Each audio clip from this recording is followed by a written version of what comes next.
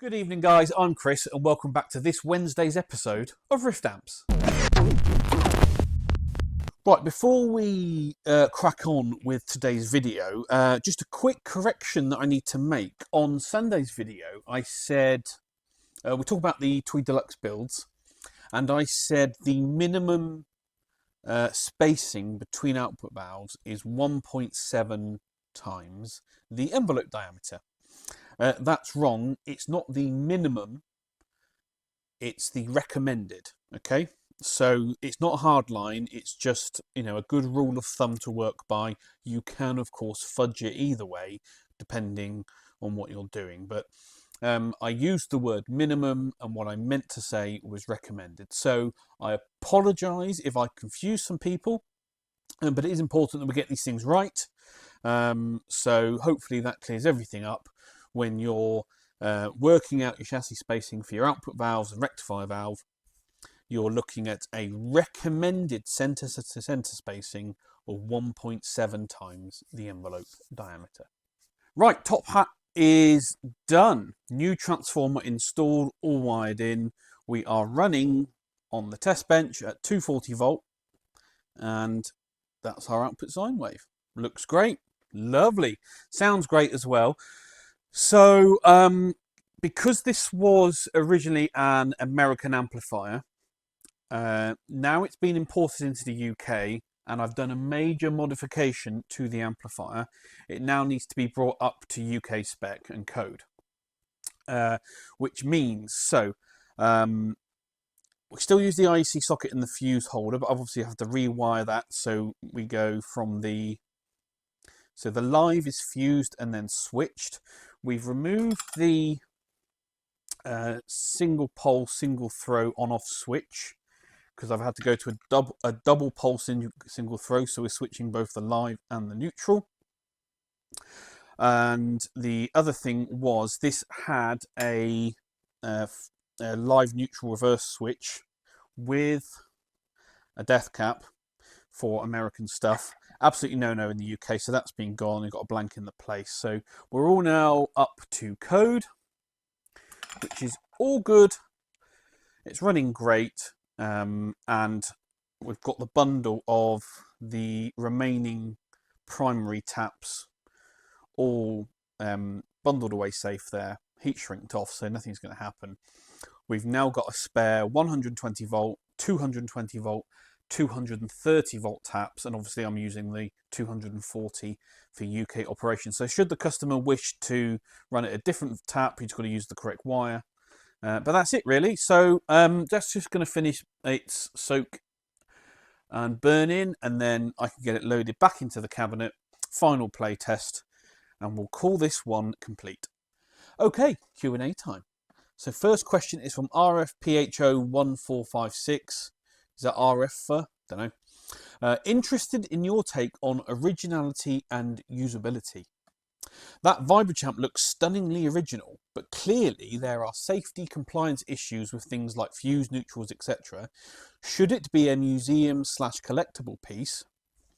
To make it useful, you'd probably need to recap and sort the safety issues out, but that would significantly alter the originality. What would you look for in an old amp? Transformers and speakers.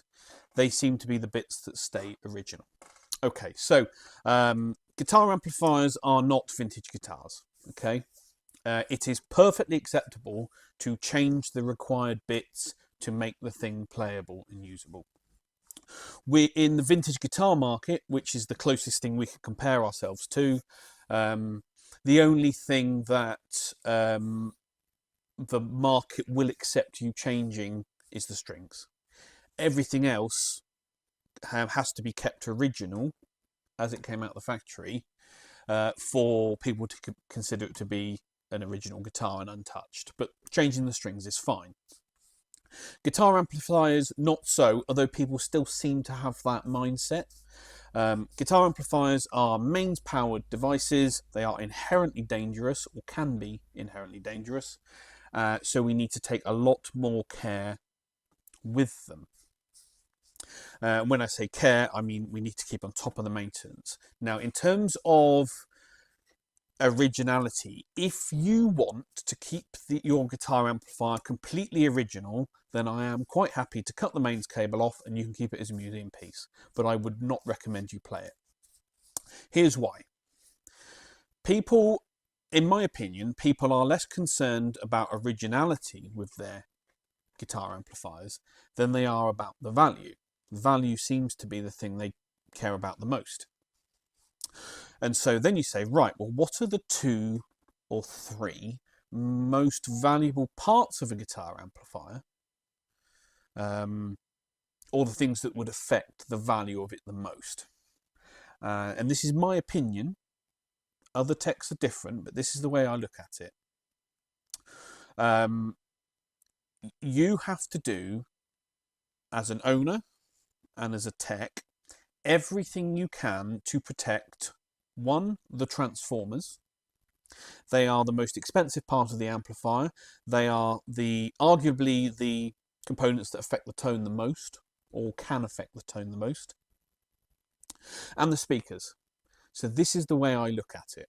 I say, right, you need to replace any of the components which potentially could damage your output transformer or your mains transformer. If you don't, you end up with a situation like that Princeton reverb that I've got in the moment, where the tech replaced all of the components, all of the electrolytic caps on the board, apart from the one in the bias supply, and that's the one he should have replaced. But because of that, the amp, the bias went too hot and it blew the output transformer. So now we've got to get the thing rewound. So that amplifier now can never be worth the same amount of money as it was if he'd just replaced that cap. Okay, which is a shame, but that's where we are. So I always say with guitar amplifiers, you need to protect the transformers. Okay, and you do whatever is required to do so. And when I say required, that's usually an informed decision on whether a component has reached the end of its service life and needs replacing, or will reach the end of its service life before the next time you see it. So if I know I'm not going to see an amplifier for the next year, well, I need to make sure that any components that could potentially fail in the next year and cause further problems need to be sorted out when it's in. Okay, second thing is speakers. Guitar speakers, especially vintage ones, and I always use Vox Alnico Blues in AC30s as a prime example of this. Those speakers are worth a lot of money in their original condition with the original cones. If you blow one of those speakers and have it reconed, it's never, even with a new old stock part, it's never going to be worth or sound the same as it did previously. You might get close, really close, but it'll never be exactly there. But even if you get it sounding close, its value is gone. The minute it's been reconed, value is gone. So what I say to people is, if you buy a vintage amplifier that's got its original speaker, take that speaker out, put it safely in a box somewhere, fit a good, high quality, modern, appropriately voiced speaker for your amplifier into that amp. You can gig it all day long, you can abuse it, you can do whatever you need to. You're not going to, and then if you ever come to sell it, you can put the original speaker back in and the amp hasn't lost any of its value. Okay. If you do blow a speaker, I would still argue that a blown speaker with the original cone, kept in a box and sold with the amplifier, is still worth more money than the original speaker that's been reconed. So that's the way I look at it. So for me, protect the transformers, protect the speakers, okay, and do anything else required to make the amplifier safe for use in your country. Different countries have different mains requirements and things like that, and make sure that it's going to run safely. Okay, simple as that. One of my long-standing customers has just dropped this in for service. It's one of the more budget amplifiers that you can buy today. I mean, he certainly hasn't looked after it. We looked up the serial number, dates to February 2019. See, yeah, look at all these scuffs. All these marks on the grill cloth, look. Yeah, so bit of a low-end budget amp, this one. February 2019, as I said. The owner thinks he's got 300 to 400 gigs on this, which frankly I don't believe. But yeah, it's in for a service and a sort out. Jim Castillo asks, "Hi Chris, great video, that's Sunday's video. I would like to make a suggestion. It would be nice to hear the amps that I repair. Maybe use a looper pedal and have someone play guitar licks through it and then plug it into the amp and then show the video viewers how the amp sounds." Well, I do that sometimes. I know I'm not the most consistent on it and I do apologise for that, but here's my reasoning. I am a full-time workshop here, building guitar amplifiers, repairing amplifiers, designing them, all that kind of stuff. And I am, that is my priority. Okay, so the work always takes priority over the YouTube stuff. It doesn't take me long to film this YouTube stuff. I do maybe 5-10 minutes a day out of an 8-hour day, so it doesn't take me long at all, but the work always takes priority. Unlike some of the other YouTube techs who are just YouTubers who repair stuff to make videos, I am a full-time workshop here and the work takes priority. So setting up the recording stuff and getting a loop done it does take more time out of my day than I can really afford, but I will endeavour to improve and try and get more of that done. I can't do it for every amplifier. You could easily lose an hour, dialing in microphone placement and all that stuff for amps and doing it properly like some of the other YouTubers do. I just don't have time. I need to get on with the work. I've got paying customers who are paying for my time. I've got to earn an income. I can't be faffing around, doing high quality YouTube production stuff. Just can't do it. So, but I will try and improve. That's what I'm saying. But yes, it's I know everyone wants to hear these amplifiers, but often by the time I've fixed it and I've boxed it up and the customers collect it, I realise, I should have filmed a demo of that. So I do apologise. It's just I'm a busy workshop, and the work takes priority. I'll say it again. The work takes priority. So anyway, good question, Jim. Thank you. I will try and get some. I'll say it again. I will try and get some. Take that on board and get some demos filmed, but I just can't promise it all the time. Obviously, for those who didn't get it, I am winding you up. Now, this is Ainsley's touring amplifier, his signature amplifier that I did build for him February 2019, and he's done so many shows and gigs with it. So what are we up to now? So February 2019, we'll put that coming up on 5.5 years old now. Blimey. It's been all the way around Europe and the UK many, many, many times. He's actually just finished a run of shows here in the UK, and his next run of shows is over in America. So it's actually now is a really good time for him to drop the amplifier in so I can give it a service and a check over and make sure it's good to go. But we did actually look back and it's still got the original valves in. It hasn't had any replacements from all of those shows and gigs and tours. It is obviously quite road worn, as you would expect, but that's the way it is. I'll just spin it round.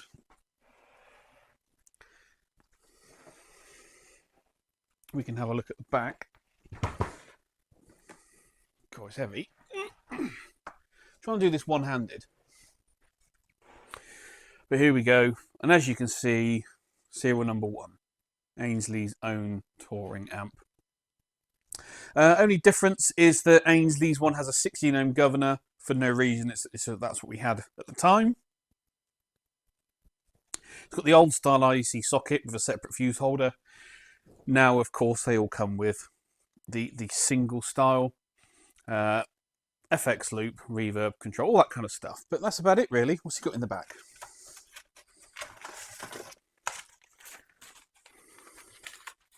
Looks like it's got some lyrics,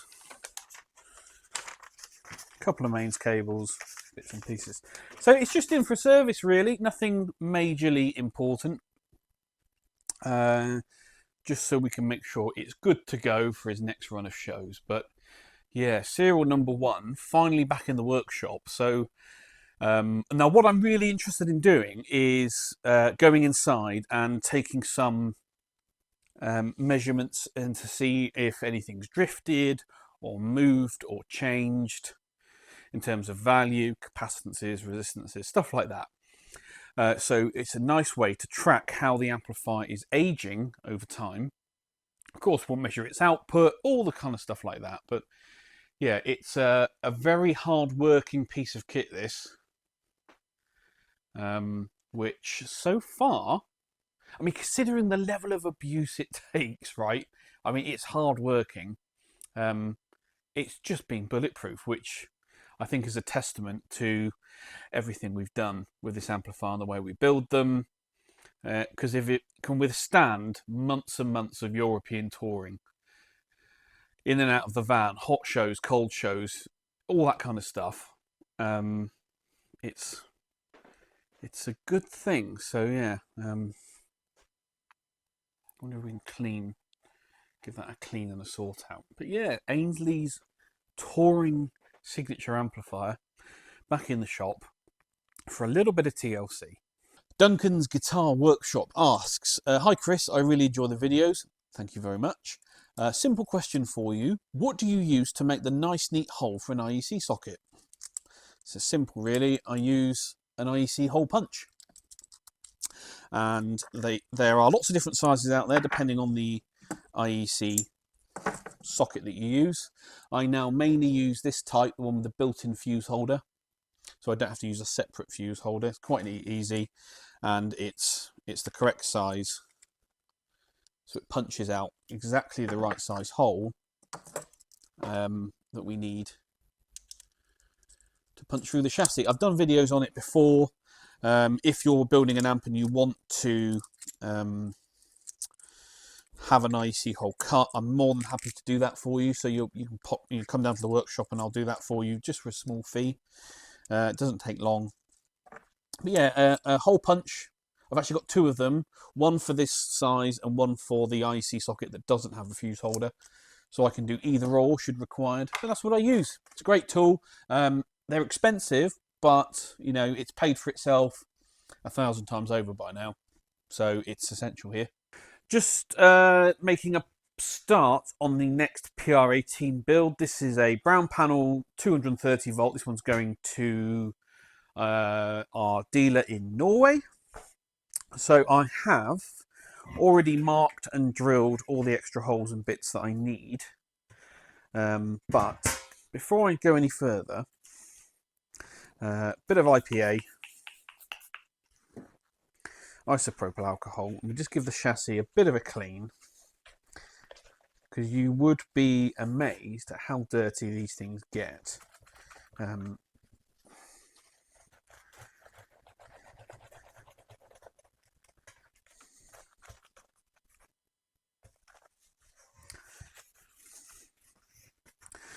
And then once that's had a quick wipe over, I can start populating. So first job, as always, is my standoffs with Loctite, of course. And then we'll put the transformers, the cap can, and all the valve sockets in. And then we can start on the board and things like that. But yeah, that's the next one that's in the build schedule.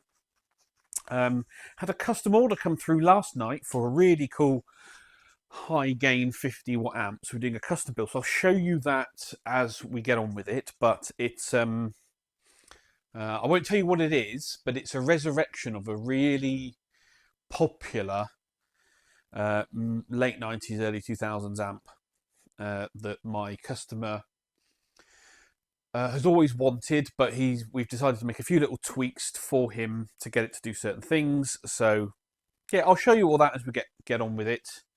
But yeah, that order came in last night, so really excited to crack on with that.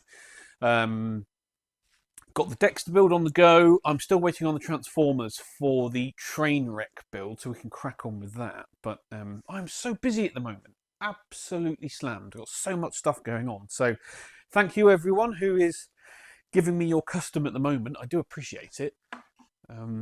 I just wish, what I need at the moment is another pair of hands in the shop just to help me crack through it all. Paul HH asks, Chris, just a thought. You've measured for the largest current production 6v6 on these 5v3 deluxe builds. But for those that might want to try NOS valves, how about measuring those 6v6s in the champs next to you? Well, okay, so I've got some examples here. So here is the modern TAD style 6v6. Is that clear? Yeah. And next to it is the JJ. And as I pointed out before, the JJ is taller. So that's why we clearance for the taller valve. When it comes to new old stock valves, here is a GE new old stock 6v6. And as you can see, next to the TAD, it's actually shorter and smaller. So that's definitely going to fit. I assume you were talking about the really old style Coke bottle GEC 6v6G is the model number for these. Now, these wouldn't fit in a Tweed Deluxe anyway, regardless. But you can see, compared to the TAD, it's much, much taller. There just isn't the clearance for that. Even compared to the JJ, you can see it's just ginormous. So there's very little chance of that fitting anyway. So, and most of people don't buy these. When people buy new old stock 6v6s, it's usually the RCA or the GE style, which are actually quite short. So you can't please everyone. To be honest with you, I wouldn't run those unless you had a very particular reason to do so. But by clearancing for the largest modern valve on the market, I'm ensuring that even the most popular new old stock ones will fit. So that's kind of the reason. But I get what you're saying, but then how, if I did do it for this valve, one, I don't think there'd then be the clearance on the the X axis. One for the center spacing, but also you've got the rectifier valve, got my IEC socket I need to get in there as well. So there's a lot to think about. So we won't be clearancing for that. But yeah, that's really it. It's how far do you take it? I'm being reasonable. I'm ensuring that most valve types can be used, or most 6v6 types, I should say, can be used. And that's a good way of doing it. Okay, it is now July. It is July, and it's overcast. It's not warm. It's overcast. It rained earlier. Oh, look, a little bit of blue sky there. But that is our weekly weather update for you. Absolutely terrible. Where's my sun gone? Okay, this chassis is now populated, so I've got all my sockets in, transformers are in, HT fuse in, cap can is in, all ready for the next stage. So good progress on that. I've got one of Eli Abbott's amps in for service. This one has got a squeal when you turn the reverb control up, and a couple of other rustles and pops and things. So it needs a good service and a going through. Customer's actually trying to sell this, which is why he's brought it in, so he knows it's all good, ready for sale. Well, that's it then, guys. Thank you very much for watching once again. Please give this video a thumbs up. All your comments and questions down below. Subscribe if you haven't already. Roughly only 1/3 of you who watch these videos are actually subscribers. If you're feeling really generous, why not join the channel like these guys have? And I will catch you all at the next one.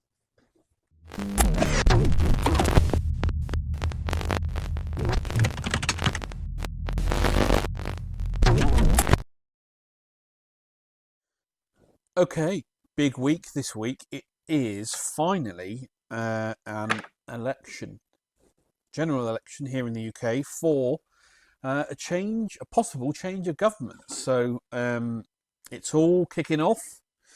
Lots of passionate people either sides of the argument. And unlike North America, we actually have America, we have more than one party. So more than two parties. So there is more choices for people to vote for, which can cause some really, really interesting results. So what does that mean for Rift? Because as you know, I tend not to do politics on this channel unless it directly relates to Rift and the running of Rift and how easy or how difficult it is to get things done and to run a business. Now, I started Rift full time in 2013, and since then, every year on year, it's got more difficult to do this job. And by more difficult, I mean more paperwork, more red tape, more difficult to buy parts in from abroad, more difficult to buy parts in from UK suppliers because their prices have gone up. It's become more difficult to export amps and pedals to